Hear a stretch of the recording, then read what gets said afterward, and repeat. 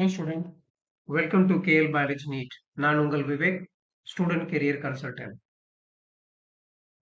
நீங்க அந்த tentative scheduled சரியா தெரியலன்னு சில மாணவர்கள் கேட்டிருந்தாங்க. அவங்களுக்கான வீடியோ பதிவு தான் இது.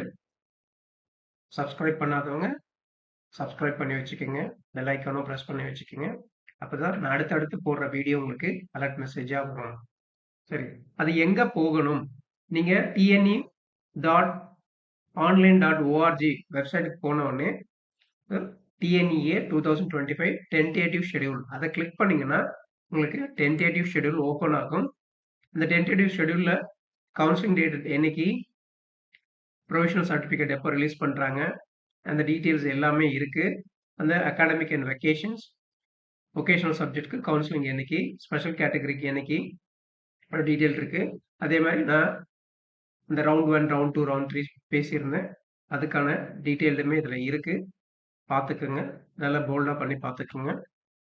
ஸோ அந்த டேட்டில் நீங்கள் தான் லாகின் பண்ணி நீங்கள் தான் சாய்ஸ் ஃபில்லிங் பண்ணணும். உங்களுக்கு எந்த வித இமெயில் இன்டிமேஷனோ இல்லை மொபைலில் மெசேஜஸோ வராது. நீங்கள் உங்கள் டேட்டை நோட் பண்ணி வச்சு நீங்கள் தான் சாய்ஸ் ஃபில்லிங் பண்ணணும். அடுத்தது, இந்த வெப்சைட்டில் வேற என்ன இருக்குது அப்படின்னு பார்த்தீங்கன்னா, உங்களுக்கு informations of colleges and ranking, அதாவது காலேஜ் பெர்ஃபார்மன்ஸ் ஒன்று இருக்குது. இந்த நவம்பர் டிசம்பர் 2024 என்ன இருந்தது அப்படின்றத கிளிக் பண்ணீங்கன்னா உங்களுக்கு அடுத்த பேஜ் ஓப்பன் ஆகும். அதில் இந்த காலேஜுடைய name of the college, district, total appeared, total passed, percentage of passed, எவ்வளோ ஸ்டூடெண்ட்ஸ் வந்து பார்ட்டிசிபேட் பண்ணாங்க ஈச் செமஸ்டர், இதில் எவ்வளோ காலேஜஸ் இருக்கு அப்படின்னு பார்த்தீங்கன்னா உங்களுக்கு ஆல்மோஸ்ட் வந்துட்டு 291 காலேஜஸ் கொடுத்துருக்காங்க. ஸோ இதுலேயுமே அந்த டிஎன்ஏ கோடு கொடுத்துருக்காங்க. ஸோ எந்த காலேஜுக்கு எந்த கோடுன்றதையுமே நீங்கள் இதில் செக் பண்ணிக்கலாம். டிஸ்ட்ரிக்ட்டுமே இருக்குது. ஸோ உங்கள் நியரஸ்ட் காலேஜ் நீங்கள் செலக்ட் பண்ணுறதுக்கு அந்த கோடுமே இது யூஸ்ஃபுல்லாக இருக்கும் அப்படின்னு நினைக்கிறேன். அதுக்கப்புறமா இந்த ரவுண்ட் 1ல் அக்செப்ட் அண்ட் அப்வர்ட் போகிறவங்க கேண்டிடேட்டாக இருந்தால் அவங்க டிஎஃப்சி சென்டர் போகணும்னு சொல்லியிருந்தேன்.